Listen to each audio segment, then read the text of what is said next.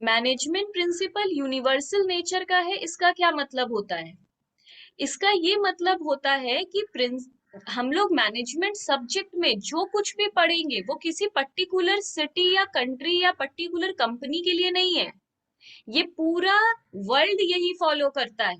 इसलिए मैनेजमेंट को universal nature का बोलते हैं। ये सब टाइप की कंपनी के ऊपर, सारे टाइप के ऑर्गेनाइजेशन के ऊपर एप्लीकेबल होता है। इसलिए लिखा है management is necessary for all types of organisation.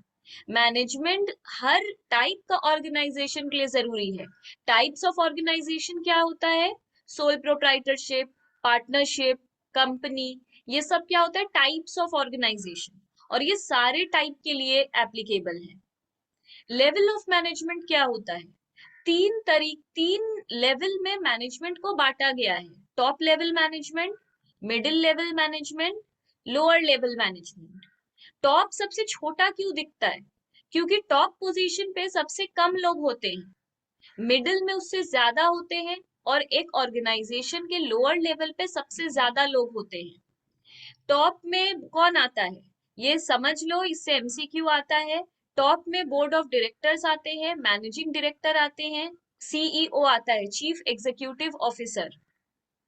Middle level पे सारे टाइप के मैनेजर्स आते हैं, जैसे sales manager, accounts manager, marketing manager. Lower level पे सारे सुपरवाइजर्स रहते हैं, एम्प्लॉइज। उसको हम लोग लोअर लेवल मैनेजमेंट कहते हैं। देखो, अब मैनेजमेंट क्या है? मैनेजमेंट को हम लोग साइंस भी कहते हैं, मैनेजमेंट को हम लोग आर्ट्स भी कहते हैं। इसलिए बोला जाता है management is a science as well as arts. Science क्यों कहते हैं मैनेजमेंट को? क्योंकि साइंस वर्ड का मतलब ही है जब भी कोई चीज सिस्टमेटाइज्ड वे में वर्क करे। जैसे साइंस में कोई अजम्पशन नहीं होता है। साइंस में हम लोग को लगता है इसलिए हम लोग साइंस को नहीं बनाएंगे। साइंस में एक सिस्टम फॉलो होता है। साइंस में हर चीज के ऊपर एक थंब रूल है, एक रूल है कि ऐसा होगा तो ऐसा होगा ही। साइंस हर चीज को प्रूफ करता है थ्रू एक्सपेरिमेंट, थ्रू ऑब्जर्वेशन। तो इसलिए इस मैनेजमेंट में क्या होता है? मैनेजमेंट यूनिवर्सल है, सबके ऊपर एप्लीकेबल है। और मैनेजमेंट में प्रिंसिपल्स है, प्रिंसिपल मतलब रूल्स। इसलिए मैनेजमेंट को साइंस कहते हैं, क्योंकि साइंस एक प्रूवन चीज है। मैनेजमेंट को करके देखा गया है कि ऐसा ही होता है। तो मैनेजमेंट में जो भी बात पढ़ाया जाता है, वो जितने भी लोग थे, जितने भी लोगों ने थ्योरीज दिया है, उन सब ने इसे प्रूफ किया है, प्रॉपर प्रूफ किया है। इसलिए मैनेजमेंट को हम लोग साइंस कहते हैं। मैनेजमेंट साइंस है, इसका 4 पॉइंट लर्न करो, एमसीक्यू में पूछता है। पहला, इसको साइंस इसलिए कहते हैं क्योंकि यूनिवर्सली एक्सेप्टेड प्रिंसिपल्स है। मतलब पूरा वर्ल्ड वाइड इसके रूल्स फॉलो किए जाते हैं, इसलिए इसको साइंस कहते हैं। दूसरा, मैनेजमेंट को साइंस इसलिए कहते हैं क्योंकि सारी चीजों को ही एक्सपेरिमेंट और ऑब्जर्वेशन से बोला गया है। मतलब प्रॉपर जर्मन वर्कर्स के ऊपर एक्सपेरिमेंट हुआ है, रशियन वर्कर्स के ऊपर एक्सपेरिमेंट हुआ है, और एक्सपेरिमेंट करके ये सब देखा गया है, ऑब्जर्व किया गया है। फिर cause and effect relationship. Cause and effect relationship का मतलब होता है, अगर अगर हम ऐसा करेंगे तो वैसा होगा। जैसे कि अगर हम पानी को फ्रिज में रखेंगे, मतलब आई फ्रीजर में रख देंगे, तो वो थोड़ी देर के बाद सॉलिड बन जाएगा, मतलब लिक्विड सॉलिड बन जाएगा अगर उसको 0 डिग्री पे हम लोग रखें। तो कॉज एंड इफेक्ट मतलब हमको पता है हम पानी को फ्रिज में रखेंगे तो वो थोड़ी देर के बाद सॉलिड बन जाएगा। तो कॉज क्या था? हम लोगों ने ऐसा किया। उसका इफेक्ट क्या था? Liquid turns into solid. तो ये कॉज एंड इफेक्ट रिलेशनशिप जिस चीज में भी होता है, हम लोग उसको साइंस कहते हैं। इसलिए लैक ऑफ पैरिटी, पैरिटी का मतलब होता है इक्वालिटी, बराबरी। तो between authority and responsibility which leads to effectiveness. अगर लैक किया, मतलब ऑथोरिटी और रिस्पॉन्सिबिलिटी, ये सब शब्द को हम लोग बाद में डिटेल में पढ़ेंगे। अभी सिर्फ समझ लो, ऑथोरिटी का मतलब होता है जो मेरे पास है। हम तुम लोगों को होमवर्क देते हैं, तुम लोगों का रिस्पॉन्सिबिलिटी है उसको करना। अगर हम अच्छे से पढ़ाते हैं और होमवर्क देते हैं, तुम लोग उसको घर पे नहीं करते हो और नहीं पढ़ते हो, तो लैक ऑफ पैरिटी होगा, मतलब कॉज एंड इफेक्ट रिलेशनशिप अच्छा नहीं है, मतलब हम अच्छे से पढ़ा रहे हैं बट तुम लोग पढ़ नहीं रहे हो, तो क्या होगा, लैक ऑफ पैरिटी होगा। पैरिटी मतलब हार्मनी, बराबरी, कोई फायदा नहीं होगा, अल्टीमेटली रिजल्ट अच्छा नहीं होगा। तो इतना अच्छा होना चाहिए कि इफेक्टिवनेस आ जाए, इफेक्टिवली रिजल्ट आए, तो इसको कहते हैं कॉज एंड इफेक्ट रिलेशनशिप। हम अच्छा पढ़ाएंगे, तुम लोग भी उसको वही करोगे, इफेक्ट भी अच्छा होगा, तभी इफेक्टिवनेस तक हम लोग रिच करेंगे। तो साइंस में ऐसा ही होता है। Test of validity and predictable, predictable बोलो या प्रेडिक्टेबिलिटी बोलो, इसका मतलब है वैलिडिटी। वैलिडिटी फिर टेस्ट होता है, वैलिडिटी टेस्ट करना मतलब हम जो बोल रहे हैं हम उसको प्रूफ करके दिखा सकते हैं, उसको कहते हैं टेस्ट ऑफ वैलिडिटी। मतलब अगर आज हम बोल रहे हैं कि ऐसा होता है, तुम लोग बोलोगे मैम कहाँ देखे आप ऐसा, तो हम तुम लोगों को 4-5 एग्जाम्पल देंगे कि हम इस केस में भी देखे, उस केस में भी देखे, तो इसको कहते हैं टेस्ट ऑफ वैलिडिटी। तो हम इसको प्रॉपर लिखवा दिए हैं कि तुम लोग भूल ना जाओ। साइंस इज कॉमन, यूनिवर्सल मतलब सबके लिए कॉमन है और सारे सिचुएशन में एप्लीकेबल है। मैनेजमेंट में क्या होता है, unity of command. Unity of command word का मतलब समझ लो, एक आदमी का एक ही बॉस होना चाहिए, ये मैनेजमेंट का रूल है। क्यों, अगर सोचो तुम लोग मेरे से भी मैनेजमेंट पढ़ रहे हो और किसी और टीचर से भी जाकर मैनेजमेंट पढ़ रहे हो, तो क्या होगा, तो हम तुम लोगों को कुछ काम देंगे, वो भी तुम लोगों को कुछ काम देगा, होमवर्क देगा, तुम लोग क्या करोगे, मेरा काम करोगे, उसका काम नहीं करोगे, बोलोगे मैम उस टाइम तुम उनका काम कर रहे थे इसलिए आपका कर नहीं सके, तो तुम लोग परेशान हो जाओगे, हम परेशान हो जाएंगे कि अरे मेरा काम ही नहीं कर रहा है, बोल रहा है वो वाले टीचर का काम है। तो हमेशा एक आदमी का एक बॉस रहना चाहिए। फिर क्या दिक्कत हो जाएगा, अगर हम तुम लोग को बोलेंगे ये चीज का ऐसे होता है, तुम लोग बोलो जैसे अकाउंट्स ये सब में, मैथ्स ये सब में, खास करके मैथ्स में एक बहुत सारा रूल होता है एक सम करने का, तुम लोग मेरे से मैथ्स पढ़ रहे हो, हम इस तरह मैथ्स करा रहे हैं, फिर तुम लोग मेरे को, मेरे अलावा और एक टीचर से पढ़ रहे हो मैथ्स, वो अलग टाइप से मैथ्स कराएगा, तो क्या होगा, तुम लोग अल्टीमेटली मैथ्स सीख नहीं पाओगे, गलत सलत करोगे।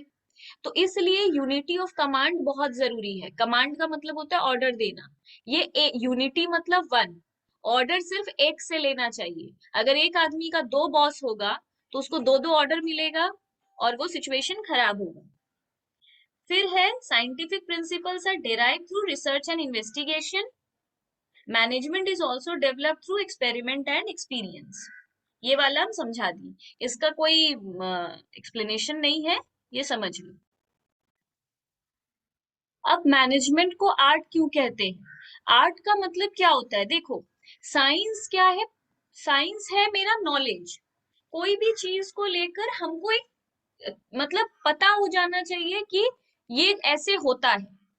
अब आर्ट क्या होता है, उस चीज को हम लोग कैसे करेंगे, जैसे क्यों कहते हैं एक अच्छा स्टूडेंट जरूरी नहीं है एक अच्छा टीचर भी हो, क्यों, मेरे को सब कुछ आता है, दैट इज साइंस, हम सब कुछ सीख चुके हैं, बट उसको समझाना खुद में एक आर्ट है, क्योंकि मेरे को जो पता है वो सामने वाले को और अलग अलग आदमी उसको अलग अलग तरीके से समझता है, तो ऐसे बोलना है कि वो बात सब लोग समझ जाए, तो इसको ये एक आर्ट है। तो प्रैक्टिकल नॉलेज जब भी हम लोग, आज कोई सीए पढ़ रहा है, कोई सीएमए कर रहा है, तो पढ़ाई तो वो कर ले रहा है, बट पढ़ाई में हम लोग क्या पढ़ रहा है, वो थ्योरी पढ़ रहा है कि सम कैसे बनेगा, टैक्स के बारे में सब कुछ वो पढ़ रहा है। बट क्यों आर्टिकलशिप कहते हैं, 3 साल क्यों कहते हैं आर्टिकलशिप करना होगा, क्यों, क्योंकि वो मेरे को काम करना सिखाएगा, मेरे को प्रैक्टिकल नॉलेज देगा कि रियल में, रियल वर्ल्ड में काम कैसे होता है। जैसे पढ़ाई में सम्स करते हैं वैसे रियल लाइफ में तो काम नहीं होता, तो काम कैसे होगा वो सीखना इज आर्ट। पर्सनल स्किल, अब हम तुम लोग सबको एक ही तरीके से पढ़ाएंगे, पर एमसीक्यू सॉल्व करते टाइम लोग अलग अलग तरीके से खुद सोचते हैं, सोचना तो हम नहीं सिखाते, ये खुद का होता है, तो ये पर्सनल स्किल होता है, क्योंकि सभी इंसान का काम करने का तरीका अलग अलग होता है। जैसे सभी टीचर मैनेजमेंट हम जैसे पढ़ाएंगे, जो पढ़ाएंगे दुनिया का सारा टीचर मैनेजमेंट में वही पढ़ाएगा, पर कुछ स्टूडेंट्स बोलते हैं इनका कुछ समझ नहीं आ रहा। तो जब कोई चीज हम लोग करते हैं उसमें खुद का स्किल आता है, पर्सनल स्किल, क्योंकि हर इंसान का काम करने का तरीका अपना होता है। क्रिएटिविटी का मतलब क्या होता है? कोई भी चीज हम ऐसा क्रिएट कर रहे हैं जो पहले था ही नहीं, उसको क्रिएटिविटी कहते हैं। जैसे जब कोई बहुत अच्छा अच्छा कार्ड्स बनाता है, अच्छे तरीके से गिफ्ट बनाता है, तो हम लोग उसके तारीफ में कहते हैं ये तो बहुत क्रिएटिव है, बाय नेचर ये तो बहुत क्रिएटिव है। क्यों? वो नया नया चीज बना पाता है। तो जब कोई काम हमको तुम लोग से करवाना है, पर हम तुम लोग से वैसे नहीं करा पा रहे हैं, तो हम क्या करेंगे? कुछ अलग सोचेंगे तुम लोग से काम कराने के बारे में, या तुम लोग कुछ अलग तरीके से उसको करोगे कि वो चीज जल्दी हो जाए, तो वो बोलेंगे तब क्रिएटिविटी है। तो ये मैनेजमेंट में क्रिएटिविटी होता है। हर इंसान एक ही तरीके से चीजों को मैनेज नहीं करता है। हर इंसान का मैनेज करने का तरीका अलग अलग होता है, कुछ अलग अपना नया स्टाइल होता है, उसको क्रिएटिविटी कहते हैं। परफेक्शन थ्रू प्रैक्टिस मतलब, आज जब हम लोग कोई चीज न्यू न्यू करते हैं, मतलब 8 साल पहले जब हम पढ़ाने बैठे थे, तो हम डेफिनेटली ऐसे नहीं पढ़ा रहे होंगे, हम कोई अलग तरीके से पढ़ा रहे होंगे। तो जब चीज में परफेक्शन आ जाता है, चीज याद ही हो जाता है, पता है, इसका सारा एग्जाम्पल याद आ जाता है, तो हम लोग कोई भी चीज कहते हैं प्रैक्टिस मेक्स मैन परफेक्ट। क्यों? क्योंकि ये भी एक आर्ट है। जब तक हम लोग किसी चीज को प्रैक्टिस नहीं करेंगे, उसमें हम लोग बेस्ट नहीं होंगे। और last one, goal oriented. Obviously goal तो कुछ होगा ही, अगर आज कोई भी काम कर रहे हैं तो गोल तो होगा। तो मैनेजमेंट आर्ट क्यों है? क्योंकि इसमें प्रैक्टिकल नॉलेज का जरूरत है, हमारा खुद का पर्सनल स्किल होता है, क्रिएटिविटी होता है, हम लोग और उसको बार बार मैनेज करते करते एक अच्छे मैनेजर बन पाते हैं। और मैनेजर हैं तो कोई गोल भी होगा, क्यों मैनेज कर रहे हैं, कुछ तो चाहिए होगा। तो इसलिए मैनेजमेंट आर्ट भी है। अब मैनेजमेंट को प्रोफेशन क्यों कहते हैं? देखो, जब कोई मैनेजर होता है तो वो कहता है वो प्रोफेशन में है। क्यों मैनेजमेंट एक प्रोफेशन क्यों है? क्योंकि प्रोफेशन का मतलब क्या होता है? जैसे कि मेरे को कोई सोचो बोला कि तुम बहुत प्रोफेशनल हो, या कोई बोला कि बिल्कुल भी आप प्रोफेशनल टीचर नहीं है, इसका मतलब क्या होता है? प्रोफेशनल होना या नहीं होने का मतलब, प्रोफेशन में एक प्रोफेशन एक सिस्टमेटाइज्ड बॉडी है। जैसे बिजनेस में कोई सिस्टम नहीं होता, सिस्टमेटाइज्ड बॉडी नहीं है, मतलब कोई रूल्स रेगुलेशन नहीं होता, तुम्हारा बिजनेस है, जैसे करना है वैसे करो। पर प्रोफेशन में तुम्हारा जैसा मन तुम वैसा नहीं कर सकते। जैसे मेरे को लगता है ये सब चैप्टर्स तो अननेसेसरी है, क्यों देते हैं टीचर्स फालतू में, सिलेबस में नहीं होना चाहिए, हम नहीं पढ़ाएंगे। तो ये मेरे बोलने से नहीं चलेगा, हमको एक सिस्टमेटाइज्ड बॉडी को फॉलो करना पड़ेगा। तो ये एक सिस्टम है, body knowledge, body of knowledge. दूसरा, यहाँ प्रोफेशन में एक फॉर्मल मेथड चलता है, यहाँ सिर्फ टीचिंग एंड लर्निंग लिखा हुआ है, बट अगर मैनेजमेंट लेवल पे बात करें तो हर चीज में फॉर्मल है। आज कोई भी कंपनी चले जाओ, वहां पे फॉर्मल रूल्स होगा। जो जैसे बोलते हैं Monday to Saturday Friday formal dress में आओ, सिर्फ ट्राउजर्स और शर्ट पहनकर, सैटरडे कुछ भी चलेगा। तो ये वहां का फॉर्मल रूल है, जरूरी नहीं है हर कंपनी में ऐसा ही होता है। बहुत सारी कंपनी में 6 दिन इनफॉर्मल कपड़े में जाओ चलता है। तो प्रोफेशन में एक फॉर्मल चीज आ जाता है, हम लोग कुछ रूल्स के अंदर, फॉर्मल के अंदर बंध जाते हैं। स्कोप ऑफ क्रिएटिंग कंसल्टेंट्स, हम लोग को कंसल्ट मतलब कंसल्ट करते हैं, बात करते हैं। फॉर्मेशन ऑफ एसोसिएशन, एक ग्रुप फॉर्म हो जाता है। फॉर्मेशन ऑफ एसोसिएशन मतलब एक ग्रुप फॉर्म हो जाता है, जैसे अभी हम लोगों ने एक ग्रुप फॉर्म कर लिया है, तो ये प्रोफेशन में ही होता है। बिजनेस में कोई ग्रुप फॉर्म हो गया फिर ही काम होगा, ऐसा कुछ नहीं है। Existence of code of conduct, code of conduct का मतलब होता है एक fixed rules. Code of conduct होता है लॉ, रेगुलेशंस, रूल्स, इसे कोड ऑफ कंडक्ट कहते हैं, जो रिटन रूल्स होता है, फॉलो करना ही होगा। तो ये भी होता है प्रोफेशन में। डिलीवर्स टू रिस्पॉन्ड, ये तभी लोग डिलीवर कर, अगर प्रोफेशन में हम कुछ बोल रहे हैं तो हमको भी रिस्पॉन्ड चाहिए। जैसे अगर हम तुम लोग को पढ़ा रहे हैं, तुम लोग ये पूछ रहे हैं समझ में आया, कोई कुछ रिप्लाई नहीं दे रहा है, तो ये प्रोफेशनल बिहेवियर नहीं है तुम लोग के साइड से। क्योंकि एक इंसान पढ़ाने के बाद पूछ रहा है समझ में आया या नहीं आया, कुछ स्टूडेंट्स कुछ नहीं बोल रहे हैं, तो वो प्रोफेशनल नहीं हो रहा है, वो एक प्रोफेशनल स्टूडेंट बिहेव नहीं दिखा रहा है। तो मैनेजमेंट भी एक प्रोफेशन है। मैनेजमेंट प्रिंसिपल्स का मतलब अब क्या होता है? प्रिंसिपल्स का मतलब होता है रूल। तो यहाँ पे क्या है, मैनेजमेंट का रूल्स लिखा हुआ है। Fundamental statements which can be used by management for decision making under different situation. कोई भी सिचुएशन में मैनेजर जब भी फंसता है तो वो मैनेजमेंट के प्रिंसिपल्स को फॉलो कर लेता है, और मतलब माइंड में ये सोच लेता है कि यही तो फंडामेंटल स्टेटमेंट है, फंडामेंटल मतलब प्राइमरी, यही तो किया जाता है इस सिचुएशन में। तो वो उसके माइंड में रूल बुक है, रूल वो याद किया हुआ है, जब भी वो किसी प्रॉब्लम में फंसता है वो मैनेजमेंट प्रिंसिपल्स को देख लेता है। ये है मैनेजमेंट प्रिंसिपल्स, मतलब मैनेजमेंट रूल्स। अब हम लोग आते हैं मैनेजमेंट के अंदर कौन सी टाइप का मैनेजमेंट है। सबसे पहला है साइंटिफिक मैनेजमेंट। साइंटिफिक मैनेजमेंट कौन निकाला था? Frederick W Taylor. इनको हम लोग फादर ऑफ साइंटिफिक मैनेजमेंट भी कहते हैं। ठीक है, तो इनको हम लोग साइंटिफिक मैनेजमेंट का फादर कहते हैं, याद रखना, एमसीक्यू के लिए बहुत इंपॉर्टेंट है। साइंटिफिक मैनेजमेंट किस चीज में डील करता है, मतलब साइंटिफिक मैनेजमेंट में सिर्फ हम लोग क्या पढ़ते हैं कि ऑब्जर्व करो, एनालिसिस करो, एक्सपेरिमेंट करो और जनरलाइजेशन कर दो। मतलब सोचो हम तुम लोगों को साइंटिफिकली मैनेज कर रहे हैं, तो हम क्या करेंगे? तुम लोग को ऑब्जर्व करेंगे कि तुम लोगों का डे टू डे लाइफ में तुम लोग कितना पढ़ते हो, डेली तुम लोग कितना पढ़ते हो। फिर हम एनालिसिस करेंगे। सोचो रियल में प्रज्ञा पढ़ती है 2 घंटा, नेहा पढ़ती है 3 घंटा, ये मेरा ऑब्जर्वेशन है। हम पूछे प्रज्ञा से कि तुम कल कितना पढ़ी, वो बोली मैम हम 2 घंटा पढ़े। नेहा बोली वो 3 घंटा पढ़ी। मेरा एनालिसिस क्या रहेगा? जनरली मेरा एनालिसिस क्या रहेगा कि नेहा ज्यादा अच्छा पढ़ रही है, प्रज्ञा कम पढ़ रही है। क्यों? क्योंकि वो ज्यादा काम कर रही है, प्रज्ञा कम काम कर रही है। हम एक एक्सपेरिमेंट करेंगे, मतलब टेस्ट ले लेंगे। टेस्ट लेने के बाद अगर नेहा का ही ज्यादा मार्क्स आया तो जनरलाइज कर देंगे। जनरलाइज करना मतलब थ्योरी डेवलप करना, एक बात मान लेना। हम क्या जनरलाइज कर देंगे कि जो ज्यादा पढ़ता है उसका ज्यादा मार्क्स आ जाता है। अगर प्रज्ञा का ज्यादा मार्क्स आ गया तो हम क्या जनरलाइज कर देंगे कि जरूरी नहीं है कि जो ज्यादा पढ़ता है उसी का ज्यादा नंबर आए। प्रज्ञा का ज्यादा आया जबकि वो कम पढ़ी।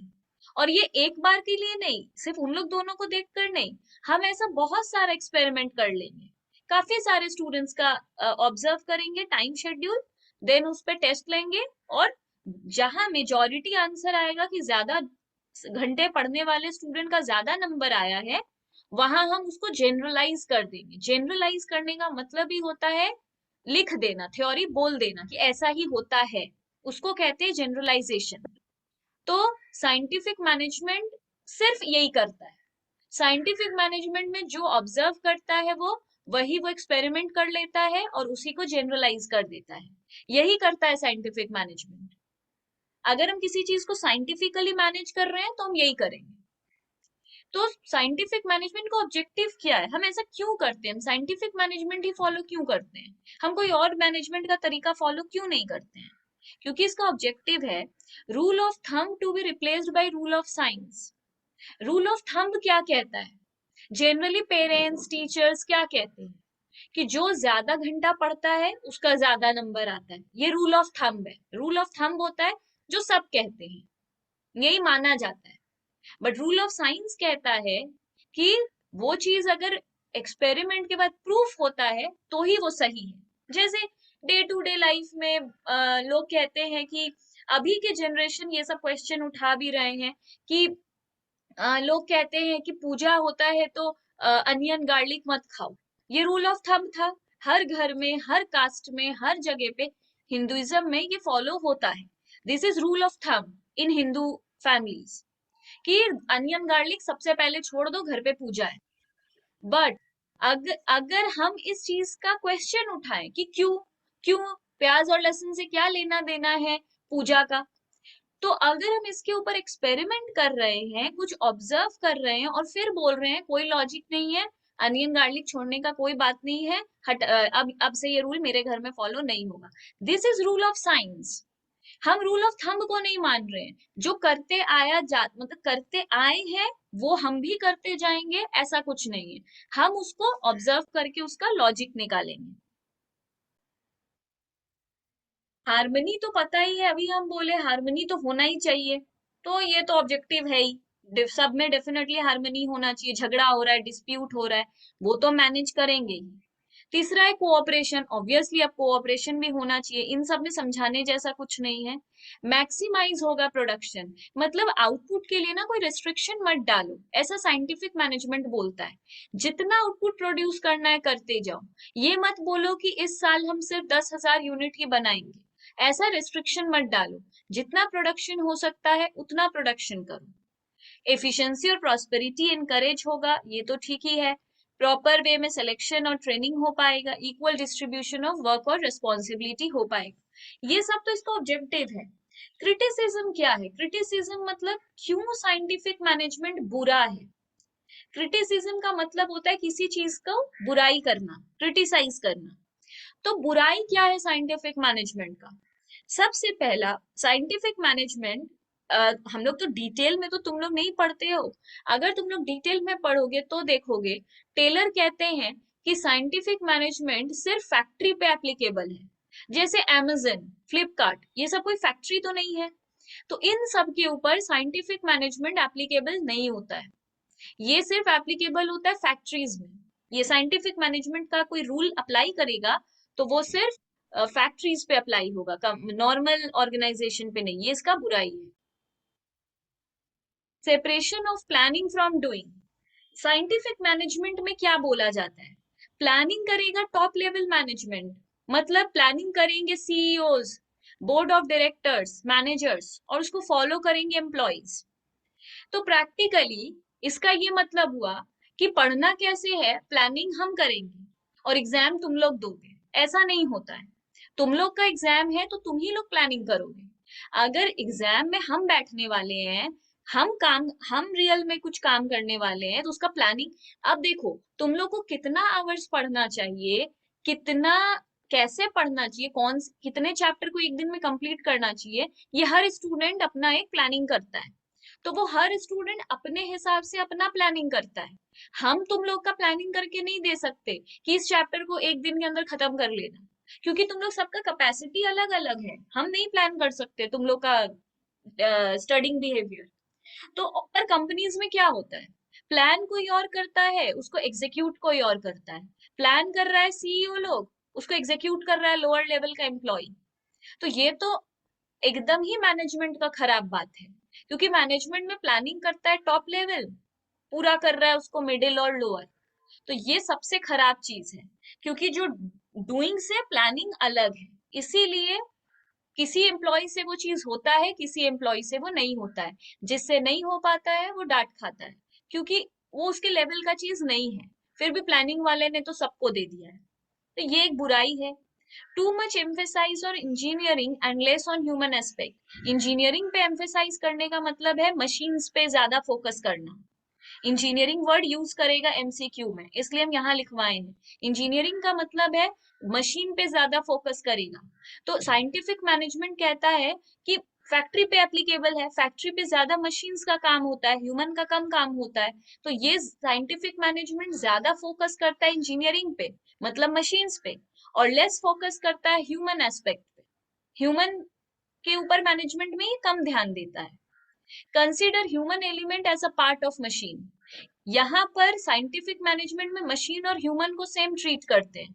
मतलब अगर मशीन कोई काम को इतने देर में कर सकता है, तो हम लोग कहते हैं ह्यूमन से भी हो जाना चाहिए। साइंटिफिक मैनेजमेंट में ऐसा लिखा गया है, यहाँ पे अलग नहीं मानते ह्यूमन को, ह्यूमन को भी मशीन की तरह ट्रीट करते हैं। क्रिएट इंडस्ट्रियल ऑटोक्रेसी, ऑटोक्रेसी का मतलब होता है मोनोपोली, अगर जिसको नहीं पता है वो लिख लो। ऑटोक्रेसी का मतलब होता है मोनोपोली। यहाँ पर क्या होता है, मोनोपोली सबको पता है बुरा चीज है, कोई चीज सिर्फ हम ही अगर प्रोड्यूस करते हैं तो दैट इज रॉन्ग, क्योंकि कंपटीशन नहीं है, हम जिस रेट में बेचना चाहते हैं उस रेट में बेचेंगे। तो मोनोपोली सोसाइटी के लिए अच्छा चीज नहीं होता है। पर साइंटिफिक मैनेजमेंट अगर फॉलो किया जाए तो इंडस्ट्रीज में ऑटोक्रेसी तैयार हो जाएगा, लोग सिर्फ अपने कंपनी के बारे में सोचना शुरू कर देंगे। Unfair distribution of benefits, employer और एम्प्लॉय को फेयर डिस्ट्रीब्यूशन नहीं मिलता है। तुम लोग प्रैक्टिकली सोचो, एक चीज में प्रोजेक्ट मिला, सोचो हम लोग का एक कंपनी है, हम लोगों को प्रोजेक्ट मिला है 50 लाख का, रियल में वो कंपनी मेरा है, मेरे को वो काम मिला है 50 लाख में। वो काम 50 लाख का पूरा कौन करेगा? तुम लोग, क्योंकि तुम लोग एम्प्लॉय हो। मेरा काम करते तुम लोग हो, और हम तुम लोग को उसके बदले में 10,000, 20,000, 30,000 तुम लोग का सैलरी देते हैं। तो 50 लाख का काम मेरे को आया, काम कर रहे हो पूरा तुम लोग, और तुम लोग को ही मिलता है 30,000, 40,000, 50,000, और बाकी सारा रुपया मेरा। तो अनफेयर डिस्ट्रीब्यूशन होता है एम्प्लॉयर और एम्प्लॉइज के बीच में। ये एकदम से मालिक का बात नहीं है, मैनेजर और एम्प्लॉइज का सोचो। मैनेजर तो कोई पैसा भी नहीं लगाया है कंपनी पे, वो रिस्क भी नहीं ले रहा है, वो सिर्फ तुम लोग को मैनेज कर रहा है। तुम लोग के लिए एम्प्लॉयर वो है, वो सिर्फ मैनेज कर रहा है, कुछ भी नहीं कर रहा है। और सिर्फ आइडिया उसका है, प्लानिंग उसका है, आई अग्री, बट कर तुम लोग रहे हो, और सैलरी उसका ज्यादा होता है, तुम लोग का कम। तो ये बुराई है। एंटी सोशल होना मतलब ये सिर्फ एफिशिएंट वर्कर पे काम करता है। अगर कोई वीक वर्कर है तो उसके ऊपर उसको कोई ध्यान नहीं देता, उसको निकाल दिया जाता है काम से। तो ये सारा क्रिटिसिज्म है साइंटिफिक मैनेजमेंट का। अब साइंटिफिक मैनेजमेंट के बाद आता है हम लोगों का principle and techniques of management. अब हर ऑर्गेनाइजेशन में साइंटिफिक मैनेजमेंट तो फॉलो नहीं होता है, किसी किसी मैनेजमेंट, किसी किसी कंपनी में general principle and techniques follow होता है, मतलब साइंटिफिक फॉलो नहीं होता है। जहां साइंटिफिक फॉलो नहीं होता है वहां principle and techniques of management follow होता है। ये कौन निकाला है? ये हेनरी फेयोल ने निकाला है, नाम याद रखो। Principles and techniques of management किसने निकाला है? हेनरी फेयोल ने। इनका टोटल 14 प्रिंसिपल्स था, 14 रूल्स था। पहला था, हर ऑर्गेनाइजेशन में डिवीजन ऑफ वर्क होना चाहिए। डिवीजन ऑफ वर्क से मतलब है जिसको जो काम आता है वो वही करो, मतलब स्पेशलाइजेशन। इसको ब्रैकेट में लिख लो, स्पेशलाइजेशन।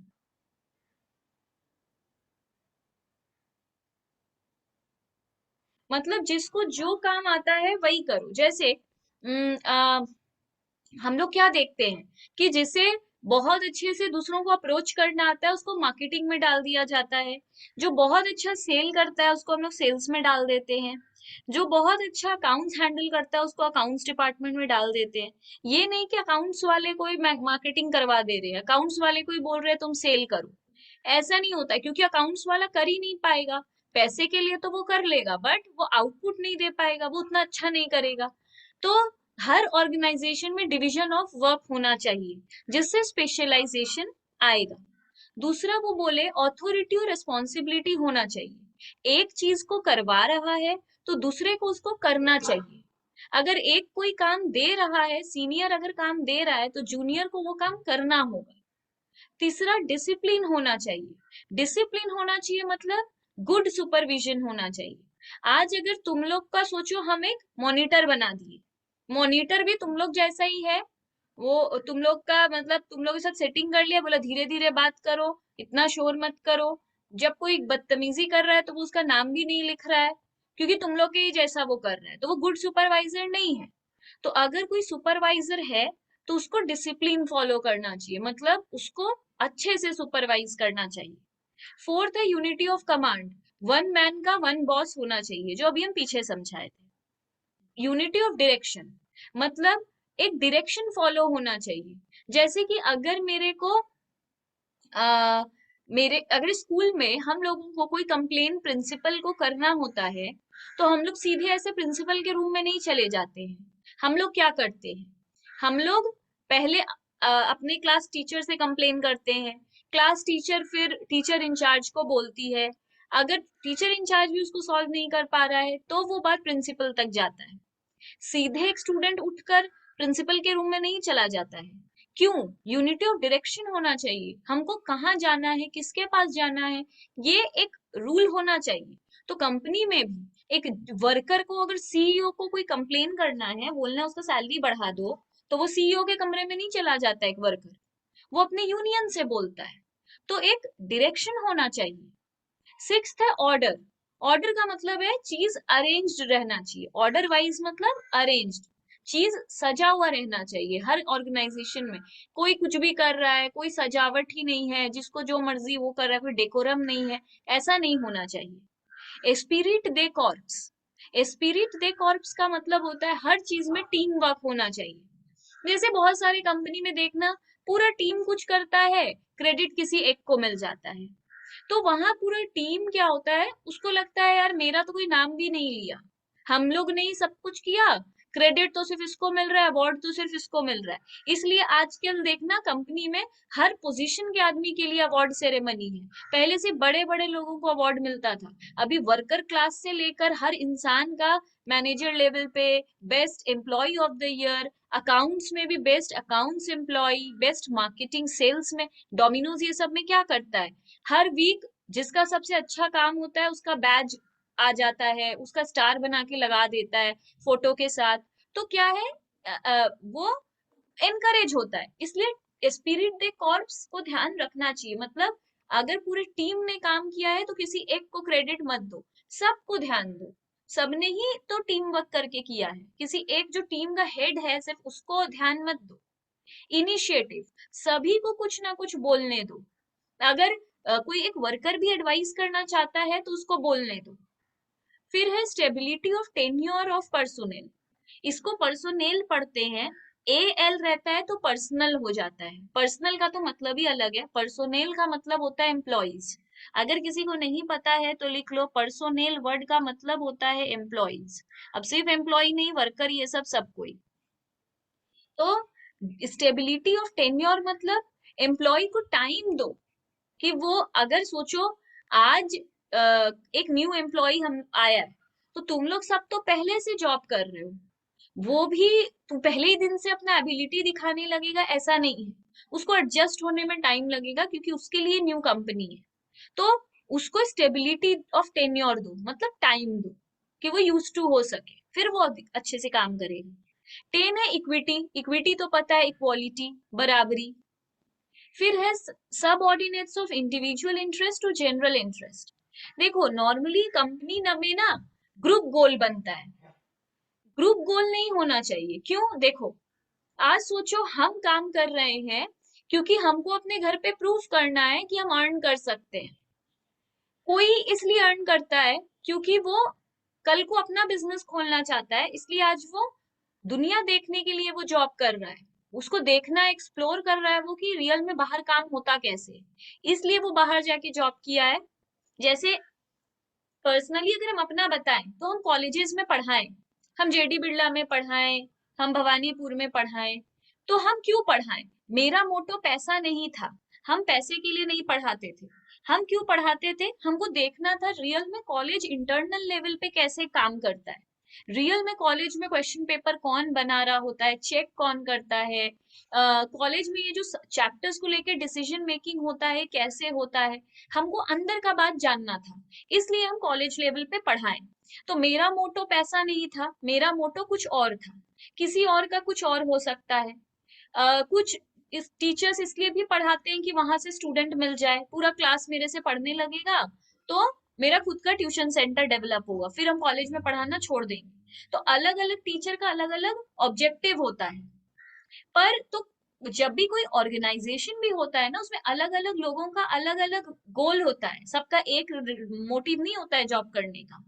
तो कोई लोग सिर्फ एमबीए में बोला गया है कि इंटर्नशिप करना होगा इसलिए जाके इंटर्नशिप कर रहे हैं, उनका पैसे में भी कोई इंटरेस्ट नहीं है, काम कैसे होता है उसमें भी कोई इंटरेस्ट नहीं है, उन्हें सिर्फ सर्टिफिकेट चाहिए। तो डिफरेंट लोगों का डिफरेंट गोल होता है, तो इसलिए ग्रुप इंटरेस्ट को सरेंडर करना चाहिए, ग्रुप इंटरेस्ट नहीं बनाना चाहिए, जनरल इंटरेस्ट बनाना चाहिए, मतलब इंडिविजुअल इंटरेस्ट सबका अपना अपना रहेगा, subordinates of individual interest to general interest. ठीक है, तो सरेंडर करो ग्रुप इंटरेस्ट को और जनरल एक इंटरेस्ट बनाओ, मतलब सबका इंडिविजुअल होना चाहिए। ग्रुप इंटरेस्ट तो होना चाहिए, मैं ऐसा नहीं बोल रहे, बट ये इस प्रिंसिपल टेक्निक के अंदर ये लिखा गया था।